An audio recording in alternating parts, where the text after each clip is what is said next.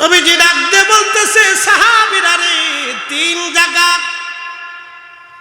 সন্তান বাবার পরিচয় দিবে না, বাবা সন্তানের পরিচয় দিবে না, ছেলে মায়ের পরিচয় দিবে না, মা সন্তানের পরিচয় দিবে না, ভাই ভাইয়ের পরিচয় দিবে না, বন্ধু বন্ধুর খবর রাখবে না, কেউ কারো দিকে অন্যদিকে তাকানোর সুযোগ হবে না।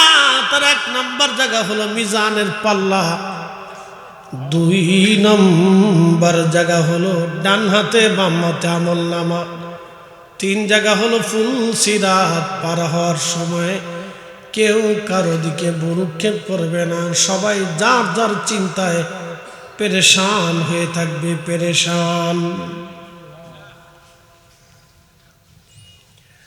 কেউ কারো কথা মনে রাখবে না, কেউ কারো কথা মনে রাখবে না, কেউ কারো কথা মনে রাখবে না।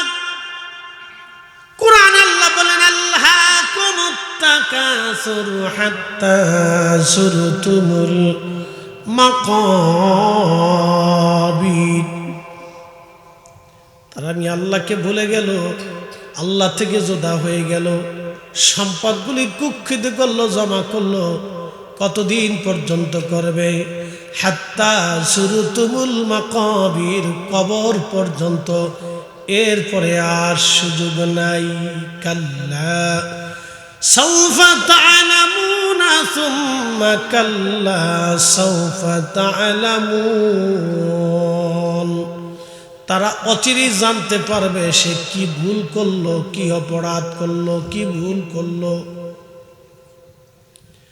কি সে জীবনে ভুল করছে, অচিরেই সে জানতে পারবে। আমাদের জীবনের কারো হায়াত 30, 40, 50, 60, এই ভুলের হিসাব মাত্র 60 বছরের জীবন। আহা, কি কঠিন সেই জীবনটা। খুব আমি ডিপলি আপনাদেরকে শোনাইতেছি, হাসরের ময়দানের একটা পরিস্থিতি আপনাদের সামনে উপস্থাপন করতেছি। তখন ছেলেটা স্পষ্টভাবে বলবে, বাবা, সন্তান হিসেবে আমার অধিকার ছিল, পিতা হিসেবে আপনার দায়িত্ব ছিল, হালালে হারামে এটা আমার দেখার বিষয় না। আপনাকে তো আমি হারাম উপার্জন রেখে আমার জন্য সম্পদ রেখে আসতে বলিনি। আজকে গুনাহের জিম্মাদারি আমি নিতে পারবো না, আমি নিজের পাপের চিন্তায় পেরেশান হয়ে আছি। আহা, সন্তানের দিকে বাবা শুধু সেই দিন ফেল ফেল করে তাকিয়ে থাকবে, কিচ্ছু করার নাই। আল্লাহ ডাক দিয়ে বলবে, বান্দা, আর কেউ কি আছে তোমার? বলে, রাব্বি, আমার মেয়েটা আছে, যে কলিজার টুকরা মেয়েটার জন্য এত কিছু করেছি, বিবাহে 20-30 লক্ষ 50 লক্ষ টাকা খরচ করেছি। মেয়েটাকে ডাক দেবে, রহিমা, দৌড়ায় আসবে। বাবা ডাক দিয়ে বলবে, বেটি আমার, সুখের জন্য হালালে হারামে জিন্দেগি গঠন করে তোমার জন্য সম্পদ রেখে আসছি। ছেলে আমার, কিছু তুমি আজকে আমারে দিয়ে যাও। মেয়ে আমার, আজকে আমি অনেক বড় গুনাহ জমা হয়ে গেছে, বাম হাতে আমলনামায় কিছু গুনাহ তুমি আজকে নিয়ে যাও, আমার গুনাহগুলি হালকা বানিয়ে দাও। মেয়েটা ডাক দিয়ে বলবে, আব্বাজান, হালালে হারামে জিন্দেগি গঠন করে সম্পদ রেখে আসার বিষয়ে আমি কিছুই জানি না। এখানে তো আমি আপনাকে হালাল হারাম হারাম করতে বলি নেই বাবা। আপনার গুনাহের জিম্মাদারি আজ আমি নিতে পারবো না বাবা, আমি নিজের পাপের চিন্তায় বড় পেরেশান হয়ে আছি।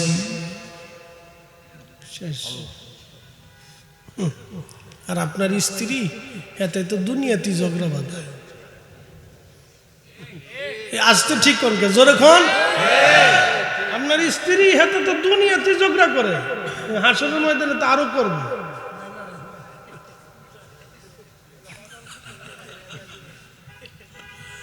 বেটিরা স্যাত পড়ছে, এত হুজুর দাওয়াত দিছে কেন, উচিত কথা কে ফেলাইল। হাতে তো দুনিয়াতে ঝগড়া করে। বলে, হুজুর আপনি কি করে বুঝলেন? আল্লাহর নবী বলেন, আমি জাহান্নাম মহিলা জাহান্নামে। সাহাবীরা বলল, হুজুর কোন কারণে এত নারী জাহান্নামে? সহিহ বুখারীর কিতাবুস সালাতের বাবু সালাতুল কুসুফের হাদিস। নবীজি ডাক দিয়ে বলেন, সাহাবীরা নাফরমানির কারণে, কুফরি করার কারণে নারী সমাজ জাহান্নামে চলে যাবে। হুজুর তারা কার সাথে কুফরি করেছে? আল্লাহর সাথে কি কুফরি করেছে? নবীজি বললেন না। তাহলে আপনি রসুলের সঙ্গে কি তারা কুফরি করলো? নবীজি বললেন না। বলে তাহলে কার সাথে কুফরি করলো? বলে স্বামীর সাথে কুফরি করেছে।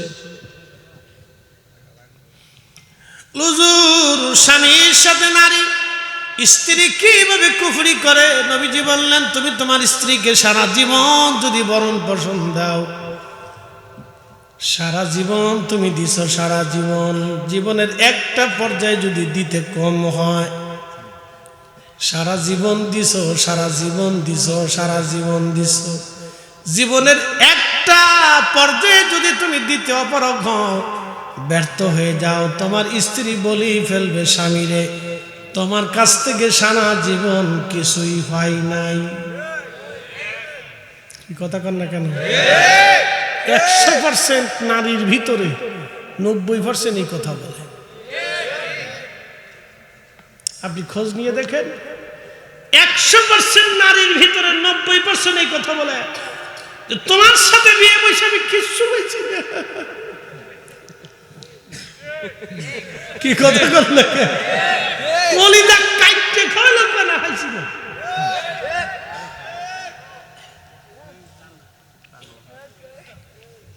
শোনেন, আমি একটা কথা বিশ্বাস করি, পৃথিবী পুড়ে যাবে, সাগর শুকিয়ে যাবে, আকাশ ভেঙে যাবে, আল্লাহ রসুলের একটা কথাও মিথ্যা হবে না। জোরে বলে নেকি আছে, বিশ্বাস আসেনি? আসেনি বিশ্বাস? রসুল 1450 বছর আগে বলেছিলেন, আমার এই উম্মত, আমার উম্মতের ভিতরে জেনা ব্যভিচার এমন ভাবে ছড়াবে যে প্রকাশ্যে আমার উম্মতের পুরুষ নারীরা জেনা করবে। আপনি যদি বিশ্বাস না করেন, প্রত্যেকটা পার্কে চলে যাবেন। যদি বিশ্বাস না করেন, সমুদ্র সি বিচগুলিতে যাবেন। যদি বিশ্বাস না করেন, তো বিনোদন কেন্দ্রগুলিতে যাবেন। যদি বিশ্বাস না করেন, তাহলে আপনি একটা কনসার্ট দিয়ে দেখেন যে কত নারী পুরুষের বেহাপনা। কথা কন না কেন? এর থেকেই বোঝা যায় যে উম্মত কিয়ামতের সন্নিকটে আলামতে সুগরার শেষ পর্যায়ে চলে এসেছি আমরা। কিয়ামতের আলামত দুই ধরনের, আলামতে সুগরা, আলামতে কুবরা। তা আমরা আলামতে সুগরার শেষ পর্যায়ে চলে এসেছি।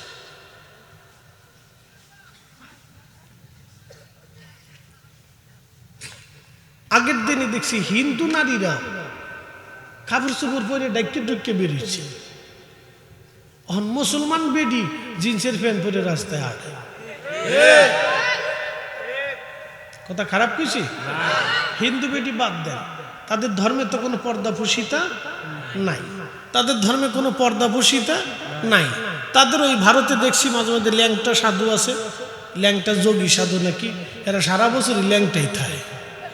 তো হ্যাঁ ল্যাংটা বয়ে থাকে, মেশিন বের করে হ্যাঁ তার সামনে বেরিয়ে যায়, সাজদা দেয়। আমি নিজে দেখছি, বেটারাও সাজদা দেয়, বেটিরাও সাজদা দেয়, অবত উফুতে ফুটে দিচ্ছে। তো হ্যাঁ তো কোনো পর্দাফসিতা ধর্মকর্ম সেটা তাদের বিষয়, পর্দাফসিতার তো কোনো বালাই নাই। তো ল্যাংটাও যা, ওই ল্যাংটা ছাড়াও তা, তো ঠিক আছে না? তা আমাদের ধর্মে তো মিয়া পর্দাফসিতার একটা বিষয় আছে, হালাল হারামের বিষয় আছে, প্রশ্ন আছে। কথা কোন ঠিক কিনা? তো মুসলিম নারী যখন বেপর্দা হবে, তখন বুঝতে হবে এটা কিয়ামতের সন্নিকট সময় ঘনাই গেছে।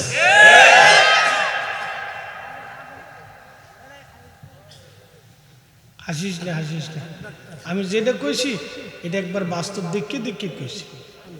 আমি কোনো ধর্ম নিয়ে কটাক্ষ করি না, ওনার ধর্ম ওনার বিষয়, কিন্তু যেটা সমাজ বহির্ভূত সেটা মানা যায় না। একটা মানুষ কেন ল্যাংটা থাকবে বলেন তো? কি কারণে ল্যাংটা থাকবে? এটা ল্যাংটা থাকার অর্থ কি? মানুষ যদি ল্যাংটা হয় তাহলে কুত্তা আর মানুষের মধ্যে তফাৎ কি? প্রাণীদের সাথে তাহলে মানুষের কি তফাৎ রইল? কুকুর, বিড়াল, গরু, ছাগল, ভেড়া, বকরিদের সাথে তাহলে মানুষের কি তফাৎ রইল?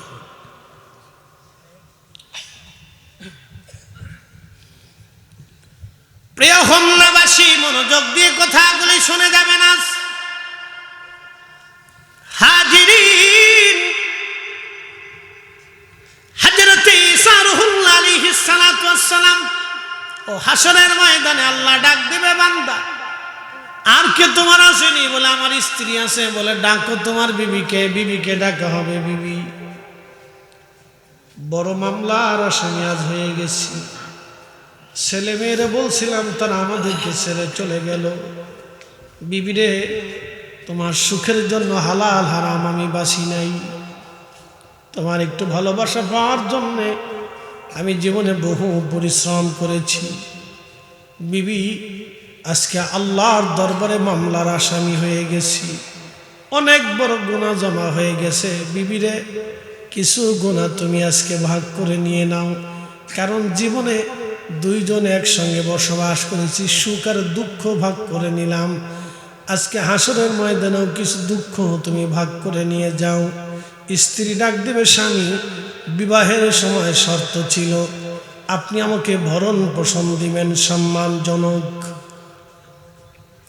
হালালে না হারামে। আপনার তো কথা ছিল হালালে, কিন্তু আপনি হারামে কেন করলেন? এটা আমার সাবজেক্ট না গো স্বামী। ওই বিষয়টা আপনি আল্লাহর সাথে মিটায়ে নেন।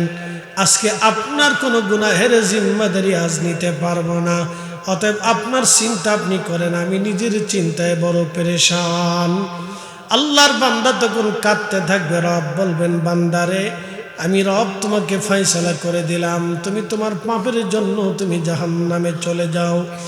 আমি কি তোমাকে সেদিন সতর্ক করি নাই? ইয়া আইয়ুহাল্লাযীনা আমানু, হে ঈমানদার, লা তুলহিকুম আমওয়ালুকুম ওয়ালা আওলাদুকুম আন যিকিরিল্লাহ।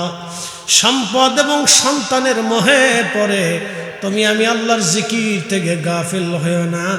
এই কথা কি তোমার সেই দিন আমি বলি নাই? ওয়া মান ইয়াফআল যালিকা ফাউলাইকা হুমুল খাসিরুন। বলেছি তোমরা ক্ষতিগ্রস্ত হবা, মহা ক্ষতির সম্মুখীন হবা, বড় কঠিন বিপদের সম্মুখীন হয়ে যাবারে বান্দা। আমি তো তোমাকে আগেই সতর্ক করেছিলাম, কিন্তু তুমি সতর্কতা মানো নাই। এবার তুমি তোমার প্রাপ্য নিয়ে জাহান্নামে চলে যাও।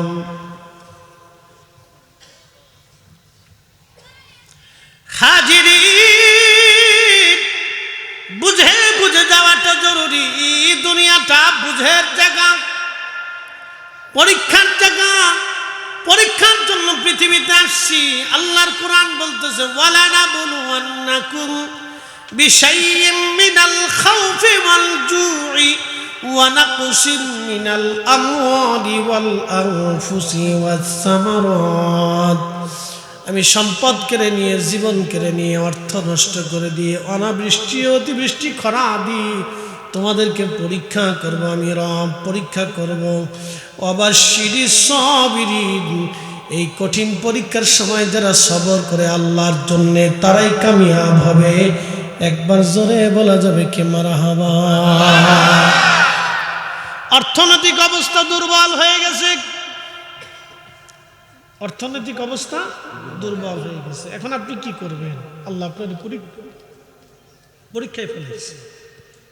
এখন আপনি সুখ খেতে পারবেন না, ঘুষ খেতে পারবেন না, অন্যায় করতে পারবেন না, ডাকাতি করতে পারবেন না, চুরি করতে পারবেন না, অন্যের মাল দিতে পারবেন না। আপনাকে কাজ করে করে করে করে, কম হোক বেশি হোক, সামান্য হোক অল্প হোক, খেয়ে খেয়ে খেয়ে খেয়ে আল্লাহর পথে যদি চলতে পারেন, আল্লাহ বলছেন তার জন্য অনেক বড় সুসংবাদ। আমি আল্লাহর পক্ষ থেকে একটা বিরাট বড় জান্নাত, 10টা দুনিয়ার সমান। একসাথে বলবেন আল্লাহু আকবার। দুনিয়াতে মানুষ কয় ইঞ্চি মাটি নিয়ে মারামারি করে কোন তো? 4 ইঞ্চি, 8 ইঞ্চি, 1 হাত, হাফ হাত, আধা হাত, হ্যাঁ, মুঠুম হাত, এটা নিয়ে কারাকারি করে। তুই আমার ভিতরে গাছ লাগাই সত্যি। আবার এমনও কিছু প্রতিবেশী আছে নিজের জাগার ভিতরে গাছ লাগাইয়া অন্যের জাগার দিয়ে বেহা করে দেয়। কি কথা করলে এরা মুসলমান শয়তানে হাসি আর কয় বাপরে বাপ তোরা দিয়ে আমার চাইতে বড় সিটা নিজের জায়গাত গাছ লাগাইয়া বাঁকা করে অন্য জায়গাত ঘুরাই দিছে যে ছায়াটা ওর ভিতরে পড়ুক।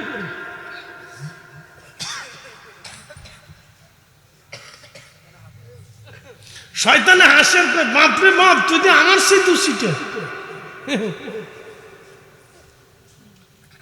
এদের কাছে শয়তানে পর্যন্ত ফেল খাইছে।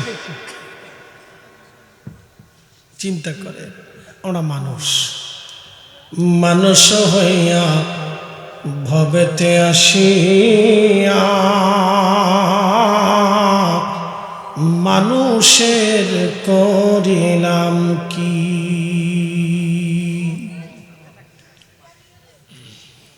খুলনাবাসী মনোযোগ দিবেন।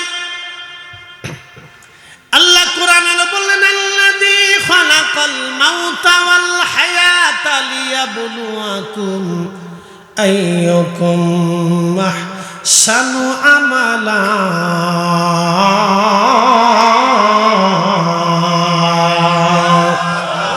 আল্লাহুম্মা সাল্লি আলা।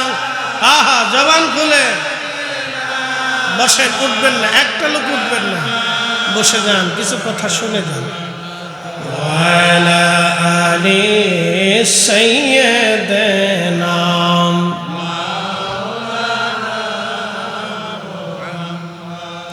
একদিন মাটির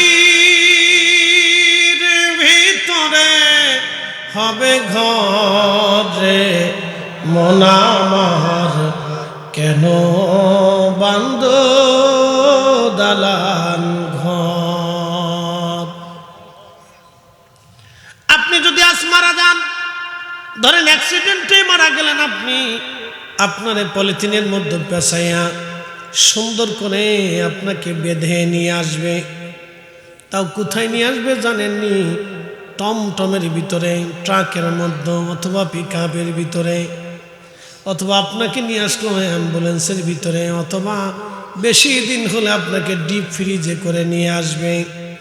ডিপি করবে না, আধা ঘন্টার ভিতরে তাড়াতাড়ি কবরে নামিয়ে দেওয়া হবে। কারণ মানুষের মৃত্যুর পরে মাত্র 24 ঘন্টা পরে পায়খানার রাস্তা দিয়ে পোকা বের হয়।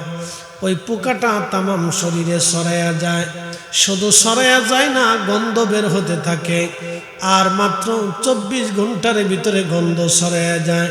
এই দুর্গন্ধের কারণে আপনার স্ত্রী আপনাকে কাছে রাখবে না, কলিজার টুকরা সন্তান ঘরের মধ্যে রাখবে না, আপনার আপনজন কেউ রাখবে না।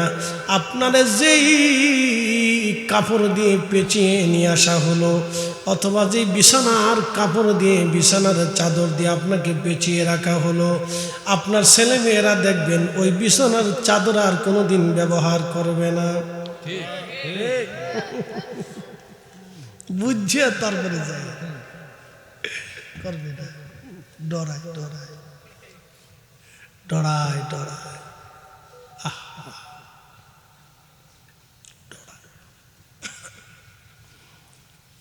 রাতের গভীরে কোন ছেলে বাবা মার কবরের পাশে যায় না, কিন্তু কত বাবা মা রাতের গভীরে ছেলের কম্বল ঠিক করে দিয়েছে, ঘুমাইলো কিনা বাবা খোঁজ নিয়েছে। মা রাতের পর রাত এসে দেখে গেছে আমার ছেলেটা ঠিক মতো আসেনি, কিন্তু আজ মা কবরে চলে গেল। ছেলেটা একটা বারের জন্য মার কবরের পাশে দাঁড়ায়া বলে না, মা ভালো আসনি। আমার রব শিখাই দিলেন, রব্বির হামহুমা কামা রব্বায়ানি সগীরা। দিলটাকে নরম করে দেন। এই কথার অর্থ আজ আমি আজকে আপনাদেরকে বলে দিয়ে যাই। আল্লাহ বলেন, বান্দারে তুমি এইভাবে আমি আল্লাহর কাছে দোয়া করো, রাব্বির হামহুমা কামা রব্বায়ানি সগীরা।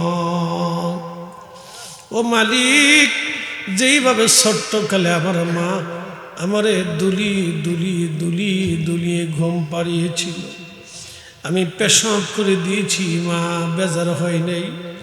পেশাবের কাপড়টা ফেলাইয়া নতুন কাপড় দিয়ে মা আমাকে আবার জড়িয়ে ধরে চুমা লাগাইছে। মায়ের কাপড় আমার পেশাব করে ভরে দিয়েছি, মা বেজার হয় নাই। মা পোশাকের পেশাবগুলি ফেলে দিয়ে আবার আমার জড়িয়ে ধরে চুমা লাগাইয়া কোলের মধ্যে নিয়ে মা জড়িয়ে ধরে আমার ঘুম পাড়াইছে। আল্লাহ, আমি পায়খানা করে দিয়েছি, সবার নাকের মধ্যে কাপড় চলে গেল, আমার মায়ের নাকের মধ্যে কখনো কাপড় যায় নাই। আল্লাহ, আমার মা আমারে ওই পায়খানাগুলি পরিষ্কার করে দিয়ে মা আমারে বুকের মধ্যে জড়াই ধরে চুমা লাগাইছে। আমি অসুস্থ হইলে মা সারা রাত্র ঘুমাই নাই। বাবা রক্ত বিক্রি করে হলো আমার ওষুধ কেনার জন্য পাগল পাড়া হয়ে গেছে। আমি খোকা কখন ভালো হব পেরেশান হয়ে গেছে। সারা রাতের বার রাত মার ঘুম হয় নাই।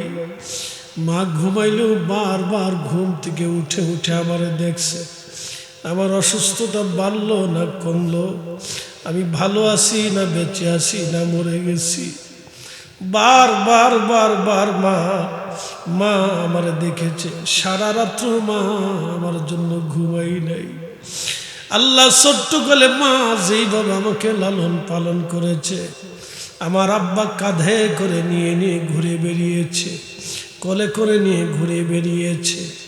কত প্রশ্ন বাবাকে করেছি আল্লাহ, কত প্রশ্ন বাবারে করছি, বাবা এটা কি, ওটা কি, সেটা কি, এটা দিবা সেটা দিবা, এটা খাবো সেটা আনবা। কোনোদিন কোনো কথা বাবা ফেলে দেয় নাই। যাহা যাহা চেয়েছি বাবা খুশির জন্য তাহা নিয়ে আসছে। আমার ছোট্টকালে বাবা এমনি খুশি রাখছে। আল্লাহ, আজকে বাবা মা কবর দেশে ঘুমায় গেল, ছোট্টকালে যেইভাবে আমারে মা বাবা খুশি রাখছে, লালন পালন করছে গো মালিক, জান্নাতে ওইভাবে আমার বাবা মারে তুমিও লালন পালন করো। একবার জোরে বলা যাবে কি আল্লাহু আকবার। ও গো মা, তুমি এ ধরনের শ্রেষ্ঠ নিয়ামত, তোমারই পদতলে রয়েছে জান্নাত, তোমারই পদতলে রয়েছে জান্নাত। কোরআনে আমার রব বলেন, ইম্মা ইয়াবলুগান্না ইনদাকাল কিবারা আহাদুহুমা আও কিলাহুমা ফালা তাকুল লাহুমা উফফিন ওয়ালা তানহারহুমা ওয়াকুল লাহুমা কাওলান কারীমা আখফিদ লাহুমা জানাহাদ দুল্লি মিনার রাহমা মিনার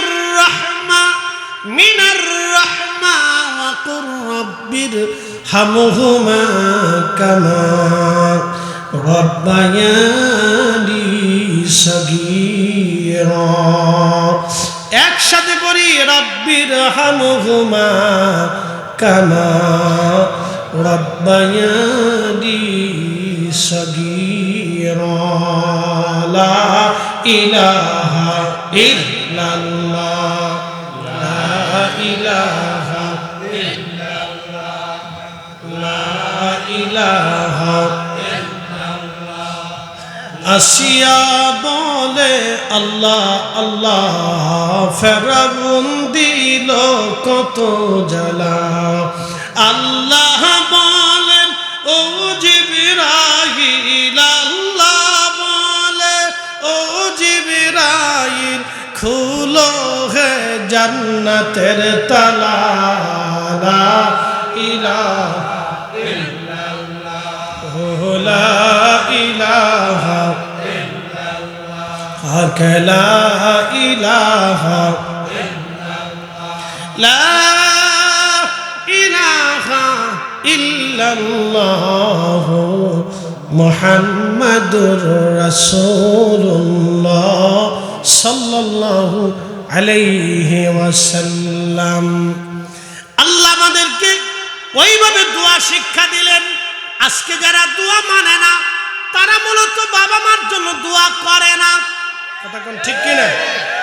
আচ্ছা বলেন, আমাদের দেশের সমাজে একদল আছে নামাজ মানে না। তারা বলে জীবনের নামাজের মতো নামাজ একবার বললেই চলে। কি কথা কন না কেন? আছে না নাই? যারা নামাজ অস্বীকার করে তারা সুন্নি তো দূরের কথা, মুসলমানই হতে পারে নাই। আপনি ঠিক বললেও ঠিক, না ঠিক বললেও ঠিক।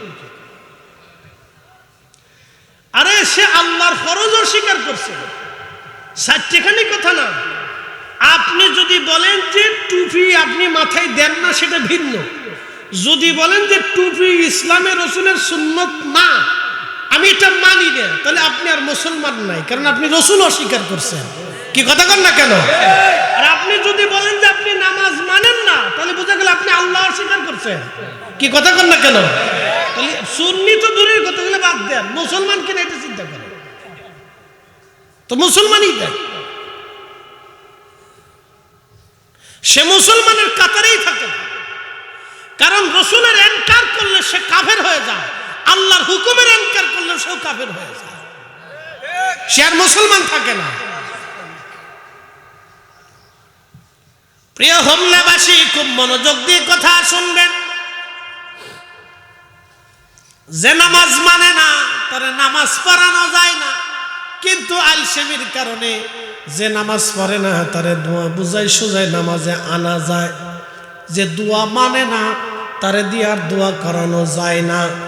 আর যে দোয়া আলসেমির কারণে করে না তারে কোনো না কোনোভাবে দোয়ায় বসানো যায়। অতএব যারা দোয়া মানে না, ওই রকম সন্তান দুনিয়ায় রাখার চাইতে কুত্তা পালা ভালা। একসাথে হলো কেন? জোরে বলেন, জোরে জোরে জোরে জোরে। হক কথা তিতা, জোরে বলেন, হক কথা তিতা। এটা হলো আপনার ওই যে উস্তে উস্তে করল্লা, কি এটা কি উস্তা না? উস্তে। আপনাদের হোম না কি কয়? উস্তাই তো, এটা উস্তে উস্তে। খাইলে কিন্তু বিরাট উপকার, কিন্তু উস্তে সবকিছুর লেগে বলা। খালি খাইবে, খালি খাবেন, খালি খাইতে থাকবেন, অসুবিধা নাই। যদ্দূর কাঁচা জিনিস পেটের ভিতরে ঢুকাইবেন তদ্দূর মনে করবেন যে খুব বালা। আগে জীবনে কোনোদিন শুনি নেই গরু হে হার্ড স্টক করছে, এখন গরু তো হার্ড স্টক করে। বলে কারণ কি? ব্রয়লারের খাবার খাওয়া, তাড়াতাড়ি যাতে ফুলে মোটা তাজা হয়, তেল তেল হয়, এর লাগে ব্রয়লারের খাবার খাইয়া গরু স্টক করা ধরছে। আগে জীবনে কোনোদিন গরু স্টক করছে দেখি না। গরুর চশমা লাগে না, গরুর অপারেশন লাগে না, গরুর সিজার লাগে না, গরুর ডাক্তার দেখান লাগে না, গরুর মেজের কোনো ঝামেলা ঝামেলা নাই, গরুর কিডনি ফসে না, গরু স্টক করে না, গরুর হাই প্রেশার নাই, গরুর ডায়াবেটিস নাই। কারণ কি? ও ঘাস পাতা খেয়ে থাকতো সবসময়। এখন যখনই পোলট্রির খাবার ঢুকাই দিছে তখন গরু স্টক করে, তার হাই প্রেশারে ধরে, তার নানান প্রবলেম, ডায়াবেটিস হয়ে গেছে। কি কথা কন না কেন? খাবারে ভেজাল। কিসে ভেজাল? খাবারে ভেজাল। হোটেলে খাবেন, আহা হা, আমার দেশের কত মুসলমানের হোটেল মরা মুরগি চালাই দিচ্ছে, কুত্তাও খাওয়া, কুত্তার গোস্ত খাসির গোস্ত বলে চালাই দেয়। ছি ছি ছি। তাহলে বুঝেন তো, আপনি চিন্তা করেন, ও যদি 1000 বছরও কাবা শরীফে যা নামাজ পড়ে, আপনি কি মনে করেন নামাজ হবে না? না, একসাথে বলেন হবে না। 13 নাম কষ্টে মুসলমান, বহু মুসলমান আছে এরকম নাম, আব্দুল করিম, রহিম, সলিম, জলিম, বহুত কিছু নামে মুসলমান হলে কাজ হবে না, কাজে হইতে হবে, কাজে হইতে হবে। এরা আমরা ওয়াজে বসে না, এরা ওয়াজ তো আর শোনে না। কি কথা কর দেখে, এই সিটার গ্রুপ আমরা ওয়াজে বসে না, বসে না, এটা আহে না। এটা জানে যে এটা বইলে হুজুরে দুলাই দিব, দুলাই দিব, হুজুরে দুলাই দিব, এর লেগে আহে না। এটা আহে না। হেতা নামাজে কোন সময় আসে জানেননি? জুমার নামাজে তাও সবার শেষে আসে। যায় কখন জানেননি? সবার আগে যায়, খালি সালাম ফিরিলি দিয়ে দিয়েছে, আর বই থাকতো না জায়গা। এইখানে আমার কাজ নাই, আমি যাই গিয়া। তবে একটা কথা হলো কি জানেন, আমরা দিন শেষে কিন্তু আল্লাহর কাছেই ফিরে যাব, কোনো সন্দেহ নাই। কার কাছে ফিরে যাব? আল্লাহর কাছে। থাকার কোনো সুযোগ নাই, কোনো পদ্ধতি সিস্টেম, কোনো সুযোগ নাই। যদি থাকার কোনো সুযোগ থাকতো তাহলে রাশিয়ার প্রেসিডেন্ট থাকার জন্য প্রয়োজন বোধে আমেরিকার উপরে পারমাণবিক বোমাইল 4-5টা মারত। ঠিক আছে না ভাই? খালি করে না, পুরো আমেরিকা একবারে ন্যাটোমেটো সুদ দিয়ে একসাথে মেরে দিত, তারপর আমি বেঁচে থাকতো, তো রেখে লাভ নেই, থাকার সুযোগ নেই। হাজিরিন খুব মনোযোগ দিবেন। ওয়াজ যেখানে রেখেছি সেখানে চলে যাই, আমি খুব মনোযোগ দিয়ে কথাগুলি শুনে যাবেন। আজ ঈসা রুহুল্লাহ আলাইহিস সালাতু ওয়াস সালাম ডাক দিয়ে বলেন, বান্দা 400 বছর ধরে তুমি পাথরের মধ্যে আল্লাহর জিকির করো। বলে হ্যাঁ। ঈসা আলাইহিস সালাম আল্লাহকে ডাক দিয়ে বলেন, রাব্বি 400 বছর ধরে তোমার এই বান্দা আল্লাহর জিকির করে, তোমার ইবাদত এই পাথরের মধ্যে 400 বছর ধরে তোমার জিকির করতেছে রাব্বি। এর চাইতে দামি মানুষ, এর চাইতে মর্যাদাবান আর কেউ কি দুনিয়াতে আসেনি গো আল্লাহ?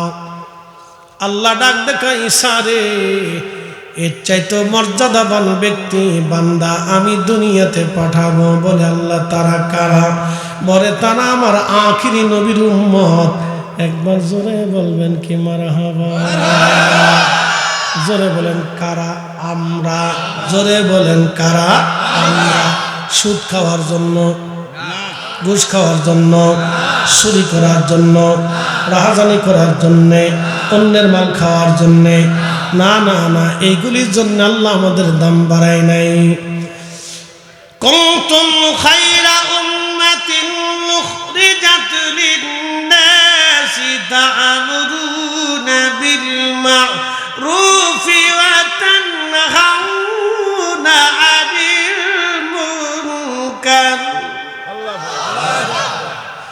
তোমরা সর্বশ্রেষ্ঠ জাতি, তোমাদেরকে শ্রেষ্ঠত্ব দিলাম, তোমাদেরকে মর্যাদা দিলাম। কখনো তোমাকে যদি ভুলি, হেদায়েতের আলো জেলে নিয় কাছে তুলি। ঠাই দিও প্রিয়তম, ঠাই দিও প্রিয়তম অগমহিয়ান। তুমি রহমান, তুমি মেহেরবান, তুমি রহমান, তুমি মেহের। অন্ধ গাহে না শুধু তোমারি গুণগান, বুঝেও বুঝে না তবু শান। তুমি রহমান, তুমি মেহেরবান। বন্ধু আমার, সর্বশ্রেষ্ঠ জাতি তোমরা, পৃথিবীর মধ্যে সর্বশ্রেষ্ঠ জাতি। শ্রেষ্ঠত্ব আমি রব তোমাদেরকে দিয়েছি। আরবিতে একটা প্রবাদ আছে, সরফুল মাকিনা অসরফুল মাকান, সরফুল মাকানি অসরফুল মাকিন। কিছু জায়গার কারণে মানুষের দাম বাড়ে, কিছু মানুষের কারণে জায়গার দাম বাড়ে। আমার নবীর কারণে মদিনার দাম বাড়ল, মদিনার কারণে রসুলের দাম বাড়ে নাই। আমাদের কারণে নবীর দাম বাড়ে নাই, বরং রসুলের কারণে আমাদের দাম বাড়ছে। মক্কার কারণে নবীর দাম বাড়ে নাই, বরং নবীর কারণে মক্কার দাম বাড়ছে। কথা বল না কেন? আমার নবীর নাম কি? মুহাম্মদ সাল্লাল্লাহু আলাইহি ওয়াসাল্লাম। মক্কার নাম কি? মক্কা, কিন্তু আগে কি নাম ছিল? বাক্কা। ইন্না আউওয়ালা বাইতিন উদিআ লিন-নাসি লাল্লাযী বিবাক্কাতা মুবারাকান হুদাল লিল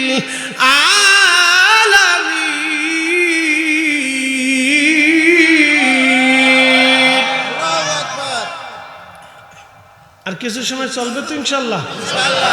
10-15 মিনিট শুনুন, এরপরে শীত শীত তো না, সারা রাত একটু টুপলা থাকলে ওই তো আর কি। প্রধান মেহমান নাই, আমরা প্রধান অতিথি আছে, সভাপতি আছে, অতিথিবৃন্দ আছে, প্রধান বক্তা আছে, কিন্তু প্রধান আকর্ষণ নাই। বলে হুজুর প্রধান আকর্ষণ কোনটা? একটা গরু যদি ফেলাইতে পারতেন, কিছু চাইল ডাল যদি জ্বালাইতে পারতেন, এটা হলো প্রধান আকর্ষণ। তাহলে দেখতেন পুরা মাঠটা কোনায় কোনায় কোনায় কোনায় কোনায় কোনায় কোনায় কোনায় ভরা থাকতো। এখন যারা বসে রয়েছে এর হলো সাক্কা পাক্কা, একবারে অরিজিনাল, এর ভিতরে কোনো ডুপ্লিকেট নাই। কি কথা কন না? এর ভিতরে কোনো ডুপ্লিকেট, একবারে সাক্কা সাক্কা সাক্কা সাক্কা সাক্কা সাক্কা। বদরের প্রান্তে 313 জন আল্লাহ সাক্কা সাক্কা রাখছিল। এখন আমরা যারা শীতের মধ্যে বসে রয়েছি, আজকের এই দিনে আমরাও সাক্কা সাক্কা পাক্কা পাক্কা। কথা কন ঠিক কিনা? তোরা ফেলাইস না কিন্তু।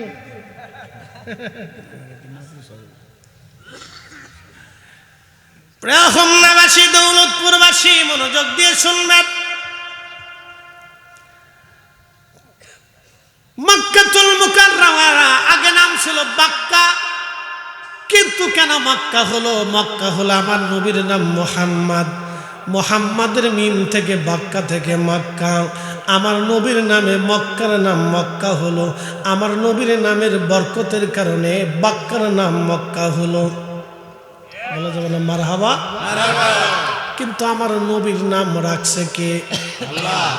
আল্লাহ কোন জায়গা থেকে রাখছে তারও একটা রহস্য। হযরত হাসান বিন সাবিত কবিতার ছন্দে ছন্দে লিখলেন, ইন্নাকা উলিতা মুবাররান মিন কুল্লি আইব কাআন্নাকা কদ খুলিকতা কামা তাশা ওয়া দাম্মাল ইলাহু ইসমান নবী বিইসমিহি ইযা ক্বালা ফিল খামসিল মুয়াজ্জিন আশহাদ। নবী গো, আল্লাহ আপনার শান এবং মানকে এমনভাবে সমুন্নত করেছেন যে প্রত্যেক ওয়াক্ত আজানে আল্লাহ নামের পরে আপনি নবীর নাম মুয়াজ্জিন উচ্চারণ করে আজানে আজানে আজানে। জোরে বলেন না আল্লাহু আকবার। আর আমার দেশের এক ফালতু মৌলবী ওয়াজ করলো, বলে নারে রিসালাতের স্লোগান ফালতু। আরে বেটা, তোর 14 গোষ্ঠী ফালতু, আমার রাসূলের স্লোগান ফালতু হতে পারে না। কথা বলেন, হাত উঁচা করে বলেন ঠিক না বেঠে? আরে তাকবীর, আরে রিসালাত, নারে রিসালাত, নারে রিসালাত। হাত উঁচা করে বলেন নারে রিসালাত, নারে রিসালাত। আরে আল্লাহর জমিন কার? জমিন কার? আসমান কার? আইন চলে কার? আল্লাহর পরে যার আইন চলে সেটা আমার রাসূলের আইন। কোরআনের আইনের সাথে আমার নবীর আইন চলে। আল্লাহর আইনের পরেই নবীর আইন। আল্লাহ বলছেন মাইয়ুতির রাসূলা ফাকাদ আতা আল্লাহ। আপনি নবীর ইত্তেবা করলে আমি আল্লাহর ইত্তেবা হয়ে যায়। কুল ইন কুনতুম তুহিব্বুনাল্লাহ, আমাকে কেউ যদি চূড়ান্তভাবে ভালোবাসতে চায় ফাত্তাবিউনি, নবী সেজন্য আপনাকে মেনে নেয়। যে আপনাকে মানে সে আমি আল্লাহকে মানে। যে আপনার স্লোগান দেয় সে আমি আল্লাহর স্লোগান হয়ে যায়। যে আপনি নবীর তাজিম করে সে আমার তাজিম করে। যে আপনি নবীকে ভালোবাসে সে আমাকেই ভালোবাসে। যে আপনি নবীর দল হয় সে আমি আল্লাহর দল হয়। যে আপনি নবীর গুণ গায় সে আমি আল্লাহর গুণ গায়। যে নবী আপনাকে কষ্ট দেয় সে আমাকেই কষ্ট দেয়। অতএব জমিনে আল্লাহর স্লোগানের পরে আমার রাসূলের স্লোগান চলবেই। হাত উঁচা করে বলেন ঠিক না বেঠে?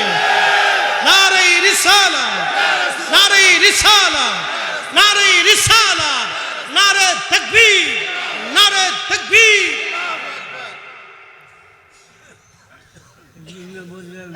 রাফা'না লাকা যিকরাক, আয়াত নাজিল হলো। জিবরাইল আলাইহিস সালাম এসে গেলেন। নবীজি ডাক দিয়ে বলেন আপনি? বলে আল্লাহ পাঠাইছেন। বলে কারণ কি?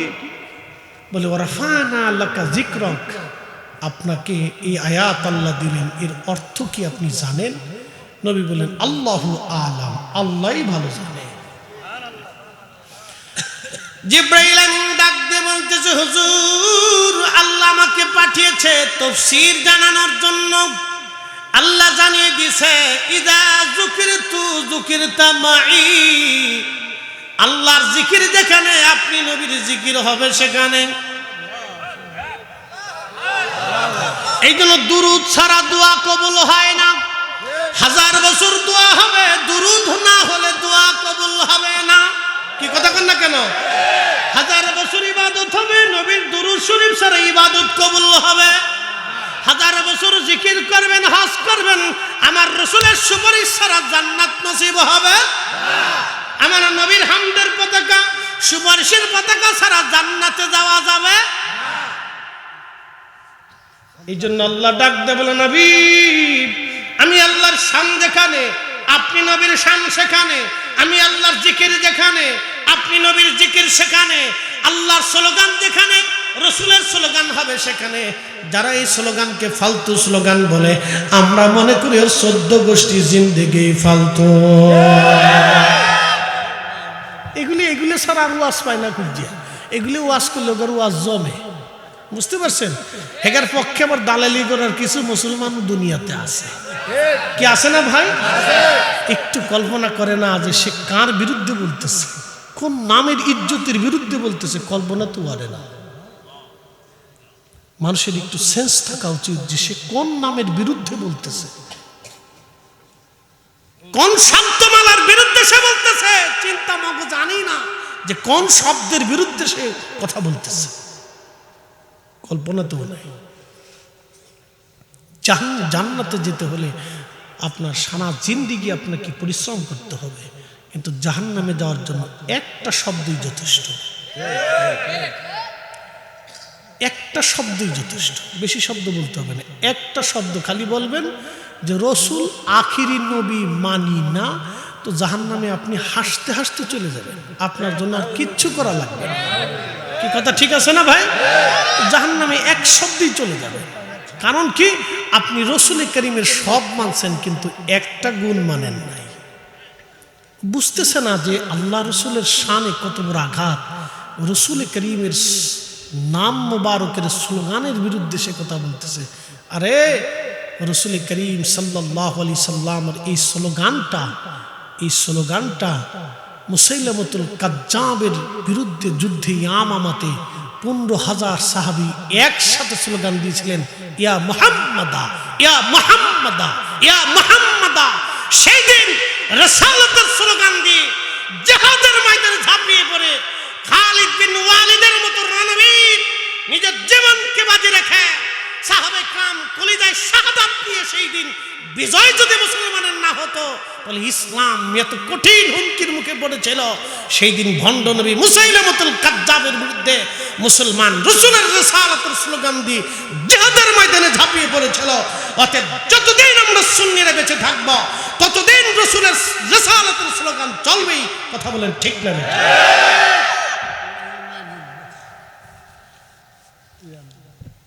এসে কত পাগল হয়েছে আমি জানি না।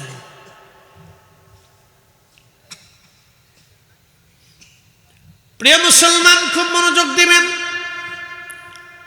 এরপরে হাসান বিন সাবিত রাদিয়াল্লাহু আনহু তিনি কবিতার ছন্দের মধ্যে বললেন, ওদাম্মাল ইলাহু ইসমান নবী বিইসমিহি ইদা ক্বালা ফিল খামসিল মুআজ্জিন নাশহাদ وشق له ليذله فذو العرش محمود وهذا محمد صلى الله عليه وسلم।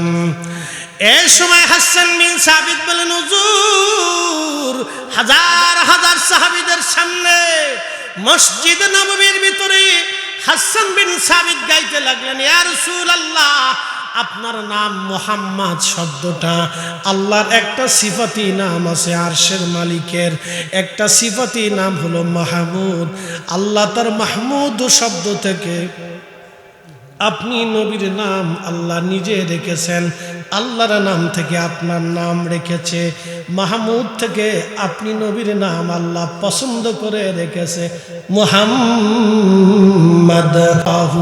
আলাইহি ওয়াসাল্লাম। এই যে আমরা চুমা লাগাইলাম, একদল ভাই বলে তোমরা আল্লাহর নামে চুমা দাও না, নবীর নামে চুমা দাও। কে কি কথা কন না কেন? যুক্তি দেয় না? এই উত্তরটা শুনে যায় যুক্তি দেয় আল্লাহ বড় না নবী বড়? মুসলিমরা কয় আল্লাহ বড়। কথা তো সত্য। আল্লাহ বড় না নবী বড়? বলে আল্লাহ বড়। তাহলে আল্লাহর নাম আছে রহমান, রহিম, গফুর, গফর, কারিম, সত্তর, রহিম, জব্বার, খালিক, বাহার, কত নাম আছে। এটা নাম পরে কেন সুমা লাগান না? মুহাম্মাদুর রাসূলুল্লাহ নাম শুনলে সুমা লাগান, কারণ কি? তাহলে আপনার কাছে কি নবী বড় আল্লাহ ছোট? তার উত্তরটা শুনে নিয়ে যাবেন আজকে।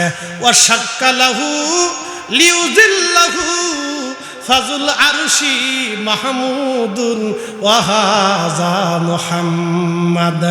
হাসান বিন সাবিত বলে, হুজুর আল্লাহ নাম থেকে আপনি নবীর নাম রাখছে মুহাম্মদ, আল্লাহর মাহমুদ নাম থেকে আপনি নবীর নাম রাখছে মুহাম্মদ। তার অর্থ হলো মুহাম্মদ নামে সুমা লাগাইবে, আল্লাহ নামে সুমা লাগানো হইয়া যায়। এই কথা কন না কেন? নবী নামে সুমা লাগাইলে কার নামে সুমা লাগানো হয়ে যায়? আল্লাহ নামে সুমা লাগানো হয়ে যায়, কারণ নবীর নাম আল্লাহ তার নাম থেকেই রাখছে। বুঝাইতে পারছিনি আপনাদেরকে? হ্যাঁ, বুঝে যাবেন। অতএব সুন্নিদের কোনো কাজই ডকুমেন্ট বিহীন না, এটা এসকে রাসূল। কথা বল ঠিক কিনা? ত্রিভুবনের প্রিয় মুহাম্মদ এলো রে দুনিয়ায়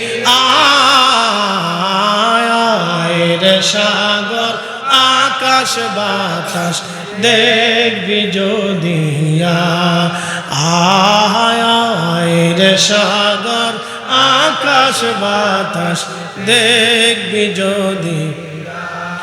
ধুলির ধরা বেহেশত আজ জয় করিল দিল রে লাজ, আজকে খুশির ঢল নেমেছে ধূসর সাহারায় রে, সাগর আকাশ বাতাস দেখবি যদিয়া, আয় রে সাগর আকাশ বাতাস দেখবি যদিয়া। দেখা মেনা মায়ের কোলে দোলে শিশু ইসলাম দোলে। মারহাবা কর। ইসলাম আমার রসুল আসার কারণেই ইসলাম এসেছে। হযরত আবু বকর সিদ্দিক রাদিয়াল্লাহু আনহু আগে আল্লাহ চিনে নাই, আগে নবী চিনছে। কি কথা কর না কেন? নবী দেখা আল্লাহ মানছে, নবী দেখা আল্লাহ মানছে, নবী দেখা ফেরেশতা চিনছে, নবী দেখা কবর বিশ্বাস করছে, নবী দেখা জাহান্নাম জান্নাত বিশ্বাস করছে, নবী দেখা আখিরাত বিশ্বাস করছে। কারণ নবী বলছে আখিরাত আছে, সাহাবীরা কয় আছে। নবী বললেন আল্লাহ এক, সাহাবীরা কয় আল্লাহ এক। নবী বললেন ফেরেশতা আছে, সাহাবীরা কয় আছে। নবী বললেন আগেও নবী আসছে, সাহাবীরা কয় আগেও আসছে। নবী বললেন জান্নাত জাহান্নাম আছে, সাহাবীরা কয় আছে। নবী বললেন হাসর কায়েম হবে, সাহাবীরা বললেন হ্যাঁ হবে। রাসূল বললেন আল্লাহ হিসাব নিকাশে মিজানে পাল্লা ফুলসিরাতে দাঁড়া করাবে, আল্লাহর নবী সাহাবীরা বললেন হ্যাঁ তাই হবে। নবী যা বললেন সাহাবীরা তাই মানলেন, আমরাও তাই মেনে নেই। অতএব নবী মানা মানে আল্লাহ মানা। নবী মানলে কাকে মানা হয়? আল্লাহকে মানা হয়। সূত্র সহজ না জটিল? কথা বলেন। আম্মাজান খাদিজা আগে কি আল্লাহ দেখছে না নবী দেখছে? নবী দেখছে। কেমনে? আম্মাজান খাদিজা নবীকে কেমনে চিনলেন তার ছোট্ট একটা বিবরণী দিব না কষ্ট হবে? একটু দিয়ে যাই, ওনার জীবনী জানার দরকার আছে। এই মহিষী নারী খুব সম্ভ্রান্তা এবং খুব সম্মানিত ছিলেন, তাহেরা তাইয়্যিবা। আজ্ঞামে জাহিলিয়াতের সময়ও কোনো খারাপি সারাবি নাপাকি হারামি ওই যে প্রতিমার সামনে সেজদা, পাথরে পূজা, আকাম্যা কুকাম্যা আদাম্যা বাদাম্যা কোনো কিছু ওনার শরীরে স্পর্শ করে নাই। একসাথে বলবেন আল্লাহু আকবার। কারণ ওনার চাচাতো ভাই ছিলেন ওরাকা বিন নওফল, তিনি ছিলেন ওই তাওরাত জবুর ইনজিলে পারদর্শী একজন পণ্ডিত আলেম, এবং তিনি আল্লাহর একত্ববাদে বিশ্বাসী ছিলেন। একসাথে বলবেন না মারহাবা। তিনিও কোনোদিন প্রতিমা দেবতা এটা সেটা আজারিয়া বাজারিয়া পাথর পুথুর ওই গাছপালা পাহাড় পর্বত সূর্য সাগর নগরের সামনে কোনোদিন মাথা নত করেন না। চাদর মুড়িতে উঠে যায় কেনা? আচ্ছা, চা খেয়ে আসে, নাহলে কাম সাইডে আসে। শীত বেশি নিতে আবার দৌড় বেশি আসে, বুঝছেন না? পানি একটু খালি নিম্ন চাপে ধরে, জ্বালা আছে। শীতের কালেও আছে জ্বালা আছে, মুসল্লি ধরে রাখাও জ্বালা। আচ্ছা, একসাথে বলি আল্লাহু আকবার। আম্মাজান খাদিজাতুল কুবরা অনেক বিরাট বড় একটা ব্যবসা তিনি মক্কা থেকে সিরিয়াতে পাঠাবেন, কিন্তু কার নেতৃত্বে পাঠাবেন চিন্তায় পড়ে গেলেন। এত বড় একটা ব্যবসা, কিন্তু বিশ্বস্ত একজন লোক দরকার। সারা মক্কায় ছড়িয়ে গেল মুহাম্মদ সাল্লাল্লাহু আলাইহি সাল্লাম আল আমিন, আমার নবীর নাম ছড়িয়ে গেল, তিনি বিশ্বস্ত সারা মক্কায়। খাদিজার মনে মনে টার্গেট হলো তাকে ডাকা দরকার। এদিকে নবীজির চাচা আবু তালিব বললেন, ভাতিজারে সন্তান আমার, তুমি তো জানো আমরা অভাব অনটনের মধ্যে পড়ে গেছি, তুমি যদি কিছু কাজ কারবার করতে পারো তাহলে আমাদের জন্য উপকার হয়। কারণ ভাতিজাকে তিনি সন্তানের মতো আদর করতেন, কোলে পিঠে করে নিয়ে ঘুরে বেড়াইতেন, চোখের সামনে থেকে কখনো ভাতিজাকে সরাইতেন না। একটা কথা মনে রাখবেন, ভাতিজা সন্তানের মতো, চাচারা বাবার মতো। ভাতিজা সন্তানের মতো, চাচারা বাবার মতো। এই জন্য আমাদের কিছু কিছু অঞ্চলে দেখবেন বড় চাচিরে বড় আম্মা কয়, মেজো চাচিরে মেজো আম্মা কয়, বড় চাচারে বড় আব্বা কয়, মেজো চাচারে মেজো আব্বা কয়। ঠিক আছে না? এরকম হইলে কিন্তু বালা, এরকম হইলে কি বালা, তাহলে সংসারে ঝামেলা হয় না। সংসারে কি হয় না? ঝামেলা হয় না। চাচিরা যদি ভাতিজাদেরকে সন্তানের নজরে দেখে তাহলে আর ঝগড়া ফসাদ হয় না। আর যদি সন্তানের নজর উঠে যায় তখন এই যুদ্ধ বিগ্রহ লেগে যায়, ফানাফানি গুতাগুতি কিলিকিলি বাড়াবাড়ি লেগে যায়। হযরত আল্লাহর নবীর চাচা আবু তালিব ভাতিজাকে সন্তানের মতো স্নেহের নজরে সবসময় দেখতেন, কখনো চোখের আড়াল হতেন না, আড়াল করতেন না, নিজের সাথে সাথে রাখতেন। তো বললেন, ভাতিজারে সন্তান আমার, তুমি চলে যাও সিরিয়াতে, শুনছি খাদিজা অনেক বড় ব্যবসা পাঠাইতে চায়, তা আমি চাই তুমি যদি খাদিজারে ব্যবসাটা দেখো তাহলে আমি কি প্রস্তাব নিয়ে যাব। আল্লাহর নবী বললেন, চাচা যান অপেক্ষা করেন, তিনি আমাদের কাছে প্রস্তাব পাঠাবে, তিনি আমাদের কাছে প্রস্তাব পাঠাবে। ঠিকই তাই, খাদিজা প্রস্তাব পাঠাইলেন। নবীজির চাচা আল্লাহর নবীকে নিয়ে গেলেন। নবীজির চাচা আবু তালিব ভিতরে কথাবার্তা বলতে লাগলেন। কথাবার্তা কমপ্লিট হয়ে গেল। বিরাট বড় ব্যবসা আম্মাজান খাদিজা নবীজির উপরে বুঝাই দিলেন। খাদিজা রাদিয়াল্লাহু আনহা একজন দাসী ছিল, দাস ছিল, সেই দাসটাকে নবীজির দায়িত্ব দিয়ে বললেন, আপনি নিয়ে যাবেন, আপনার খেদমত করবে, দেখাশোনা করবে, আপনাকে সাহায্য করবে। সেই দাসকে নিয়ে নবীজি ব্যবসার উদ্দেশ্যে সিরিয়ার পানে রওনা করলেন। কোনো বর্ণনা আছে তিনি ইয়ামানে ব্যবসায় গেলেন, তবে সঠিক মতামত তিনি সিরিয়াতে গেলেন।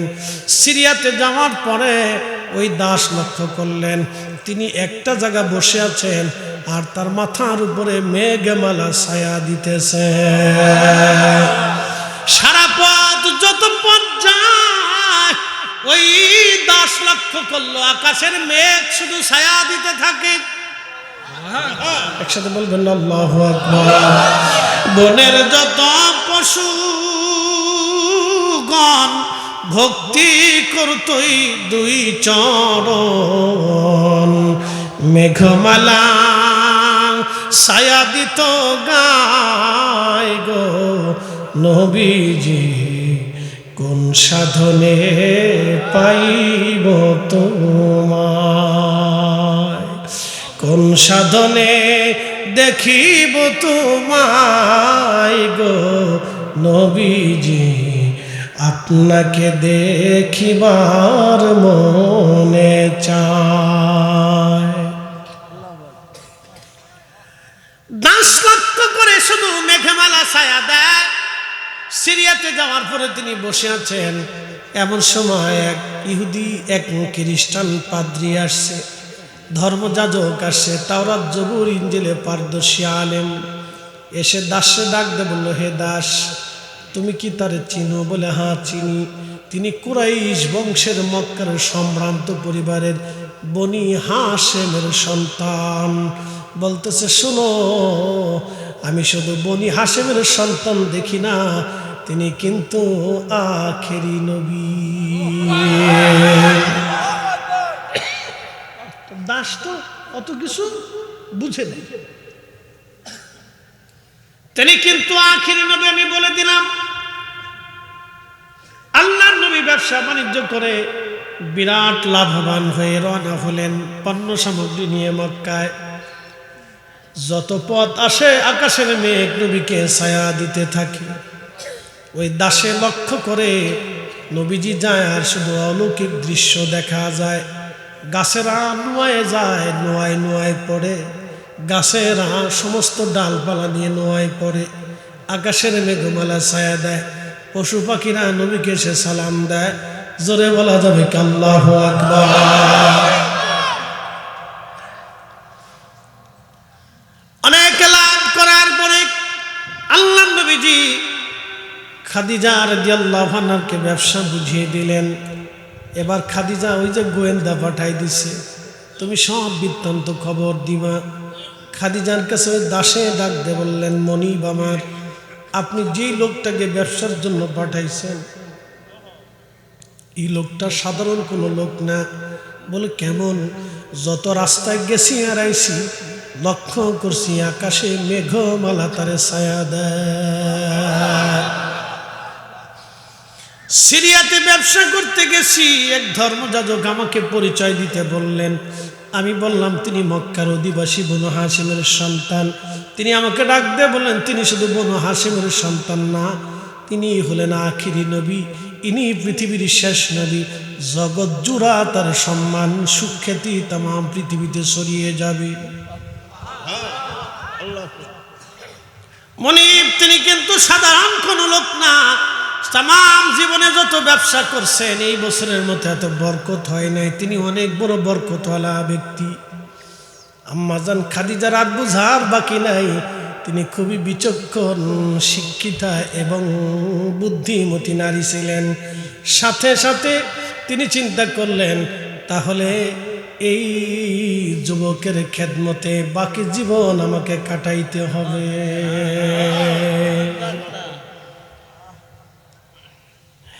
বাকি জীবন কাটাইতে হবে আমার। তিনি আত্মীয় স্বজনদেরকে ডাকলেন, ডেকে বললেন, আমার আব্বাজানের কাছ থেকে খাদিজা বিনতে খুয়াইলিদ, তার বাবার নাম ছিল খুয়াইলিদ, বা আমার আব্বার কাছ থেকে অনুমতি নিতে হবে। কিন্তু তার আব্বা তো অনুমতি দিতে চায় না। একবার অনুমতি দিছে, আবার না করে ফেলছে, পরে আবার বুঝাই সুজাই অনুমতি নিলেন। অনুমতি নেওয়ার পরে আল্লাহ আম্মাজান খাদিজাতুল কুবরা আল্লাহর নবীর কাছে প্রস্তাবনা পাঠাইলেন। নবী বললেন, আমি তো একা না, আমার মুরব্বী আছে, আমার চাচা। আমার চাচা যান সিদ্ধান্ত না দিলে আমি কোনো সিদ্ধান্ত দিতে পারি না। একবার জোরে বলা যাবে কে মারহাবা। মুরব্বী মানা নবীর সুন্নত। যারা মুরব্বী মানে না, মূলত তারা নবী মানে না, ঠিক কিনা? রাসূলের সুন্নত অস্বীকার করে। মুরব্বী মানা রাসূলের সুন্নত, মুরব্বী মানতে হবে। আল্লাহ কোরআন বলছেন, ইন্নাল্লাহা ইয়া'মুরু বিল আদলি ওয়াল ইহসানি ওয়া ইতাইযিল কুরবা ওয়া ইয়ানহা আনিল ফাহশাই ওয়াল মুনকার ওয়াল বাগই ইয়াঈদুকুম লাআল্লাকুম তাযাক্কারুন। ও ঈমানদার, আমি নির্দেশ দিলাম তোমরা পৃথিবীতে ন্যায় করবে, ইহসান করবে, আত্মীয়তা সম্পর্ক রাখবে, দরিদ্র হলে দান করবে, ফাহিশা কর্মকাণ্ড থেকে দূরে থাকবে, বেহাপনা থেকে দূরে থাকবে, আন্দা গান্দা পশা হাবিজাবি থেকে তোমরা দূরে থাকবে, আর তোমরা মুরব্বীদেরকে মানবে। একসাথে বলবেন না মারহাবা। লাস্টে কি বলছেন? মুরব্বি মানবে। জোরে বলেন, লাস্টে আল্লাহ কি বলছে? মুরব্বি মানবে। আমাদের ছেলেপেলের এখন মুরব্বি মানে না। মোটরসাইকেল একটা ফাঁসার নিচে ঢুকাইতে পারলে ও বাপু চিনে না। কি কথা কেন না কে? ও বাপু চিনে না, বাপু চিনে না। উস্তাদ তো করে, বাপু চিনে না। দেশে দেশে দেশে দেশে দেশে দেখে কোনায় কোনায় কোনায় কোনায় আদবহীন তৈরি হচ্ছে, বেআদব তৈরি হচ্ছে। আর ফতোয়া দিয়ে দেশে কদম বসি যখন উঠাই দিছে তখন বেয়াদব আরো দেশে বাড়ছে। কি কথা কর না কেন? আগে পরীক্ষা নিরীক্ষা দেওয়ার আগে ছেলেপেলেরা কদম বসি করতো, উস্তাদের নাম তো সাইকেল থেকে নাইমে উস্তাদের সালাম করতো। আর উস্তাদ স্যার ভালো আছেন নি, স্যার ভালো আছেন নি, শেষ। কি কথা কর না কেন? আগে আমরা উস্তাদ মাসাক দেখলে নাইমে পায় কদম বসে গেছি, এখনো করি,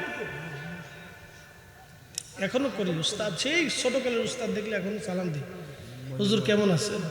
গাড়ির থেকে নেমে যায়, হুজুর কেমন আছেন? বুঝতে পারছেন? আদব নষ্ট হয়ে যাচ্ছে। আদব যত উঠে যাবে তখন লেখাপড়ার কোনো মূল্য নাই, এটার কোনো মূল্য নাই। তো লেখাপড়া যদি মানুষকে মানুষ না বানাইতে পারে তাহলে সেই লেখাপড়া দিয়ে আপনি কি করবেন? যে লেখাপড়া মুরব্বী মানে না, মুরব্বীর সম্মান করে না, সে লেখাপড়া দিয়ে কি হবে? যে লেখাপড়াকে মানুষকে মানুষই মনে করে না, তাহলে ওই লেখাপড়া দিয়ে কি হবে? কি সমাজের উপকার হবে? কি রাষ্ট্রের উপকার হবে? বলেন, কি ব্যক্তির উপকার হবে? কি পরিবারের উপকার হবে? তো মনোযোগ দেন, এই কথাগুলি তো আল্লাহর কালামের কথা, আল্লাহ রসুলের সিদ্ধান্ত। তো আল্লাহ রসুলের চাচা হযরত আবু তালিবের কাছে প্রস্তাব যাওয়ার পরে তিনি অনেক সিদ্ধান্ত চিন্তা ভাবনা করার পরে রাজি হয়ে গেলেন। তা আম্মাজান খাদিজাতুল কুবরা, নবী তো কিছুই নাই, নবী কি কিচ্ছু নেই। তো আল্লাহর নবীকে অর্থ করি বিবাহের এই পার ওই পার সব অর্থ আম্মাজান খাদিজা ব্যয় করলেন, আল্লাহ রসুলকে সব দিয়ে দিলেন। একসাথে বলবেন না মারহাবা? বুদ্ধিমতী নারী, উনি জানেন যে এই যুবকের যদি স্ত্রী হইতে পারি তাহলে একবার আবাদুন আবাদা, চিরদিনের জন্য আমি ধন্য। একসাথে বলবেন আল্লাহু আকবার। চিরদিনের জন্য আমি ধন্য, চিরদিনের জন্য আমি ধন্য। তো বিবাহের সমস্ত খরচ আম্মাজান নিজে দিলেন, সব দিয়ে দিলেন। দিন তারিখ নির্দিষ্ট হলো, বিয়ে হয়ে গেল। কিছুদিন পরে মক্কার কাফেররা কয়, খাদিজা কাজ করছো? বলে কি কাজ? বলে তোমার স্বামী গরিব, তুমি ধনী, তোমার সাথে কি আব্দুল্লাহর বেটা মোহাম্মদের মিল হলো? তুমি মক্কার সবচেয়ে বড় ধনী ধনাঢ্য ব্যক্তি, একটা দরিদ্র ছেলে বিবাহ করলা, মক্কায় কি আর ছেলে পেলে নাই? আম্মাজান চিন্তা করলেন এই মক্কার এই নেতা ফেতাদেরকে একটু বোঝানোর দরকার। সবাইকে একদিন দাওয়াত করলেন, সুন্দর করে ভোজের আয়োজন করলেন। ভোজের আয়োজন করার পরে আম্মাজান সবাইকে বসাইলেন, খাবার দিলেন, বললেন খাবার খাবে। ঠিক এমন সময় বললেন, হে মক্কার অধিপতিরা, আমি আপনাদেরকে দুটি প্রশ্ন করব, সেই জন্য ডেকে আনছি। খাবার একটু পরে খাবেন, সবার জন্য খাবার রেডি, আপনারা আমার মেহমান। আপনারা তো আপত্তি করেছেন আমার চাইতে আমার স্বামী দুর্বল হয়ে গেছে, আমি তেমন ভালো কোনো পরিবারে আমি বিবাহ করতে পারি নাই। তাহলে আপনারা বলেন, আমার স্বামী মুহাম্মাদের মতো এমন চরিত্রবান ছেলে মক্কা নগরে কি আর কেউ আসেনি? একসাথে বলবেন আল্লাহু আকবার। সবাই কয় না, তা তো নাই। কে বললেন, তাহলে আমি জিতছি, আমার স্বামী আমার থেকে উত্তম। একসাথে বলবেন মারহাবা। দেখেন রসুলকে, নবীর সম্মানকে সে কিভাবে বুলন্দ করতেছে। স্বামীকে মাথার উপরে তাজ বানানোর জন্য সবাইকে ডাকছে, শোনো কাফেররা, মক্কার অধিপতিরা, বলো আমার স্বামী কুরাইশ বংশ, কুরাইশের চাইতে কি বড় বংশ আরবে আছে, পৃথিবীতে আছে? সবাইকে মাথায়। কুরাইশের মধ্যে বনু হাশেমের চাইতে বড় বংশ, সুন্দর বংশ আর কোন বংশ আছে?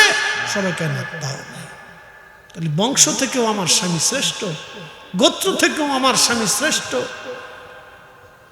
চরিত্রের ক্ষেত্রেও আমার স্বামী শ্রেষ্ঠ, তিনি আল আমিন। আমার স্বামী কোন দিক থেকে ছোট বলো তো? বলতেছে তুমি ধনী তাই গরিব, তুমি ধনী আর মোহাম্মদ গরিব।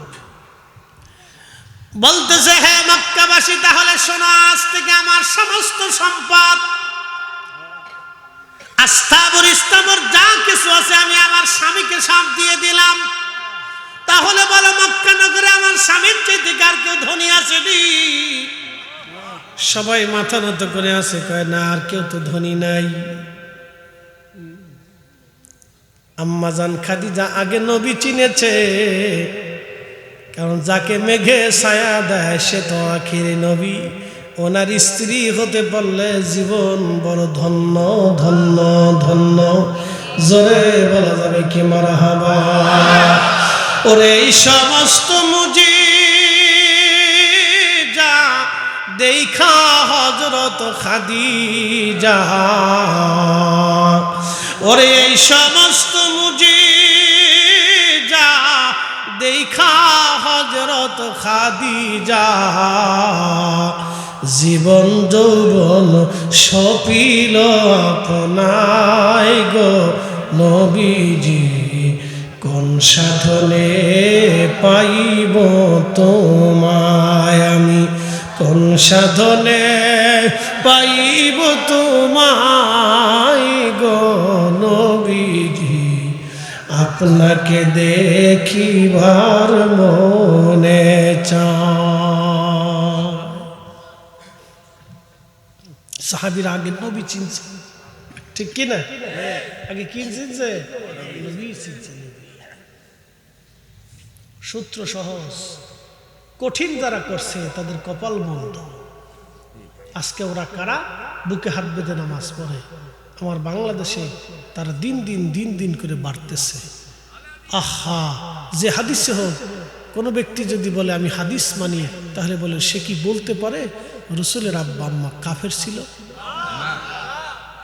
আপনি একটু চিন্তা করেন তো। তারা বলে রসুলের আব্বা আম্মা কাফের ছিল, তারা দুইজন জাহান্নামে চলে গেছে। কি মনে করেন রসুলকে কি আল্লাহ কোন কাফেরের পেট দিয়ে দুনিয়াতে আনছে? কোন কাফেরের রেহেম দিয়ে নবী আল্লাহ তার রসুলকে দুনিয়াতে আনছে? কোন কাফেরের মাধ্যম দিয়ে আল্লাহ তার রসুলকে পৃথিবীতে আনছে? আহা, আপনাকে বুঝতে হবে। কন্ত হিন্দুদের সাথে আমাদের কি দূরত্ব? তারা মানুষ, আমরা মানুষ। তারা বেগুন খায়, আমরা বেগুন খাই। তারা শুয়োর খায়, আমরা গরু খাই। কি কথা ঠিক আছে কিনা? তারা শুয়োরের গোশত খায়, আমরা গরুর গোশত খাই। তারা গরু খায় না, আমরা গরু খাই। তারা শুয়োর খায়, আমরা গরু খাই। তাদের সাথে আমাদের বিশ্বাসগত তফাৎ। কথা ঠিক কিনা? এই জন্য কোনো হিন্দু কোনো মুসলমানের সাথে বিয়ে দেয় না, কোনো মুসলমান কোনো হিন্দুর মেয়ে বিয়ে করে না, আত্মীয়তা হয় না। কিন্তু সমাজ সমাজ রাষ্ট্র রাজনীতি ব্যবসা বাণিজ্য আমরা একসাথেই করি। কথা ঠিক কিনা? একসাথে বসবাস করি। সমাজ সমাজ হচ্ছে আপনার এই কি বলে রাজনীতি হচ্ছে, ব্যবসা বাণিজ্য আমরা একসাথে করতেছি, কিন্তু বিশ্বাসগত তাদের সাথে আমাদের তফাৎ। তো কোন ব্যক্তি যদি বিশ্বাস করে যে আল্লাহর নবীর আব্বা আম্মা জাহান্নামী, তার সাথে তো আমাদের সুন্নিদের আতাত হইতে পারে না। কি কথা কন না কেন? আমরা জীবন গেলেও তাকে মানতে পারি না। তারে মাইনে আমি জাহান্নামে যাইতে পারবো না। তারে মাইনে আমি রাসূলের সুপারিশকে ধ্বংস করতে পারবো না। আমার জীবনকে বরবাদ করতে পারবো না। আপনাদেরকে বুঝতে হবে। লম্বা কথা বাড়াবো না, আসেন নবীজিকে দাঁড়ায় সালাম জানাই। ইয়া নবী